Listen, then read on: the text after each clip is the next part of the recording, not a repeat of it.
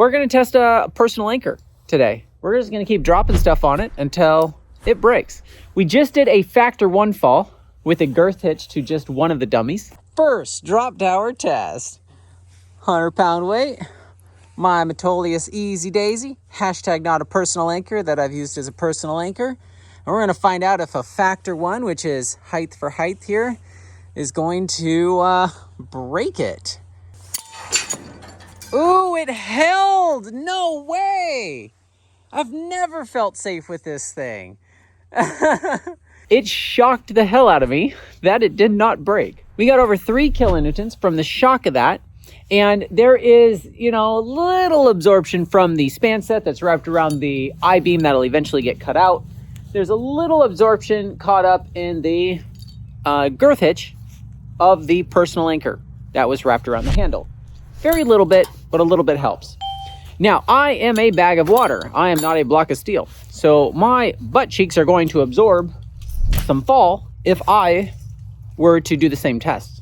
But we're going to compare steel versus bodies later when we know we can do safe tests and the tower is more done. But today is just to play around, and that's what we're going to do.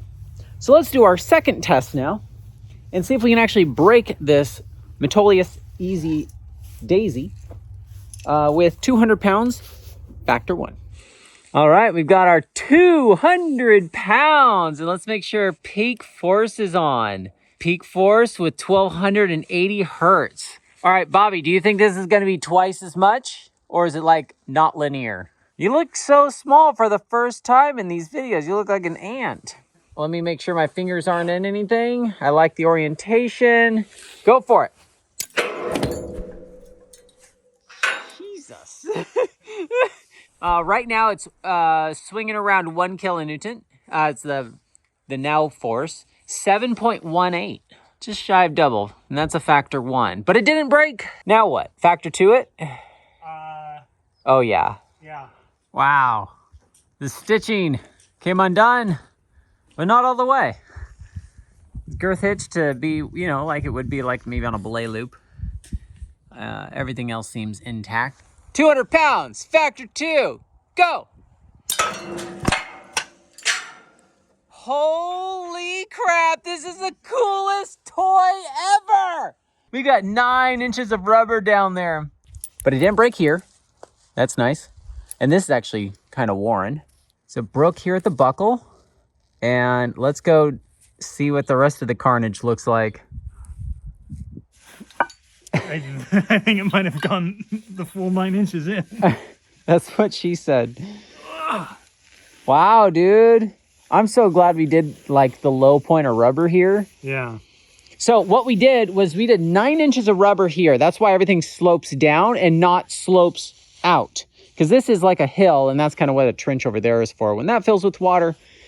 So that's our low point. And so I dug a 2-foot trench deep over to there, which is why that's all kind of wonky, where the leach lines were. So the drainage works. I'm super happy we did it. This is what you call a knife hitch. A knife hitch? Look at how compressed that is. Compressed, but it's pretty good. Yeah. What's the stitching look like? Definitely started to come. Look at how fresh that webbing is there. Gotcha. But yeah, I think one bar tack failed. I think that was the one from the factor 1 200 pound. Yeah.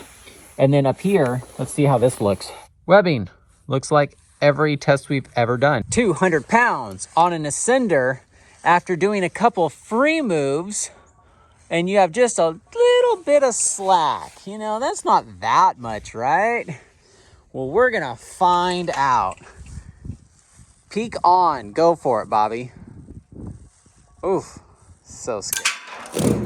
Oh, that's gnarly. So do we have any sheath left? Not in that section. All right, let's go down and look at it. Hey, you guys want a scrunchie? That sheath is so scrunchied. And that's the core, in case you're wondering what's inside of a rope. If I'm not mistaken, we've got 3, 4, 5, 6, 7, 8, maybe 9 core strands here. And I guess, would you die? I don't know. I think you'd still be attached, but 6 kilonewtons sure seems like it'd be gnarly to be on your body. So this is where the rope feels more normal, and that's where it is all scrunched up and I can't bend it at all. Wow. Never climb past your ascender. This is the coolest toy ever, dude. Okay, so you did 2 free moves. You got a little slack in here. I actually did this in a cave, so I'm super curious if that's bad. Now, this is an 8mm rope, so we're gonna find out if it's better or worse. And then we got a little releasable swivel and a weight so it doesn't like stay up there. By the way, 8mm is the bottom range of what this is made for. So we're still within range. Holy crap, it's buried. We need to put more rubber there. Okay, I feel like a kid in a candy store. This is so fun. Dude, this thing is so stiff. There's all your core. Time to compare with SlackSnap. We have our personal anchor here. We're gonna start from the first test we did. There's the mark, so we can see if it slips. And we are going to pull this, girth hitched on that end, to see if we get the same result.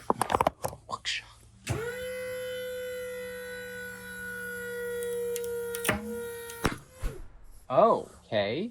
Okay, so it's still broken the buckle. Didn't not really slip. Did it break in the buckle? Did it break in the buckle? What happened? I get more questions than answers out of doing these things. 5.75, and it did something there. Are you copying me? I'm thinking. All right. Now these Metolius Daisies I've been abusing for 10, that one might be 15 years old.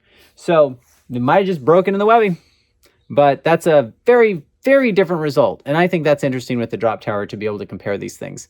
In a future video, we'll test just a simple figure 8 to see if it breaks the same in the drop tower as it does in the SlackSnap machine. So we know how to make the how not with a K videos comparing knots, how to tie them, how they break, how they react, how it's hard it is to untie them.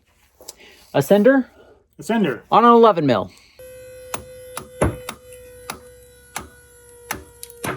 There we go.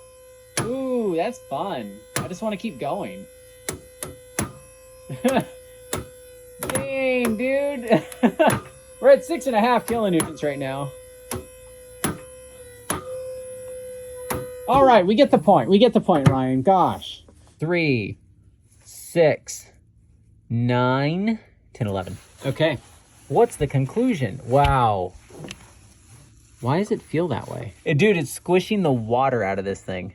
That is interesting. I've been waiting so long to do a test like this. 6.6. Ooh, dude, this is the coolest graph. Yeah, it's floating between 1 and 2. There's at least 2 strands, maybe more, that were cut in addition to the sheath. That's pretty close. Pretty close. Similar results, similar force. Yeah. All right, let's do the 8mm. 1, 2, 3, 1, 0, 0.4. This is just so satisfying. How to change the sheath on your rope. What do you think? I think you should push it out before I touch it.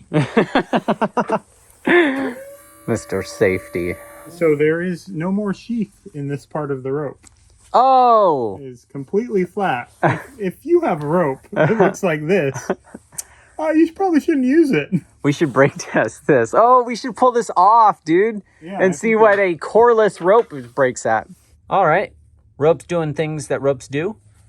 And this side, it just tore it like crazy. Very similar results to our drop test. So, Bobby and I are going to play tug of war. Oh, that was easy.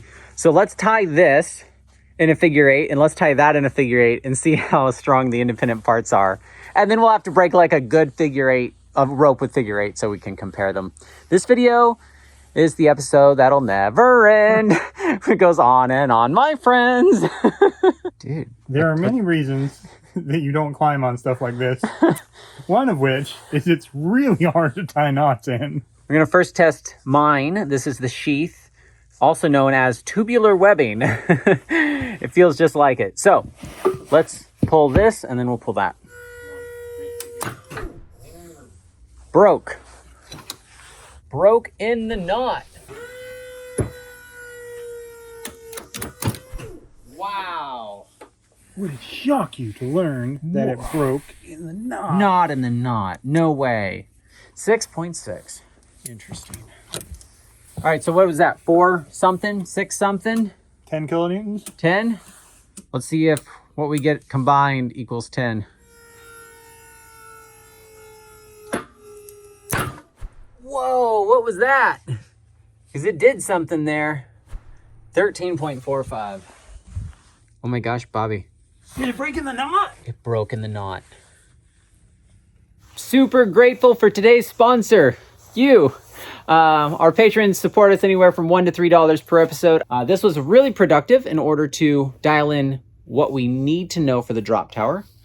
It's super nice for us to know that the last 3,000 tests in SlackSnap weren't all for nothing and that they are actually lining up.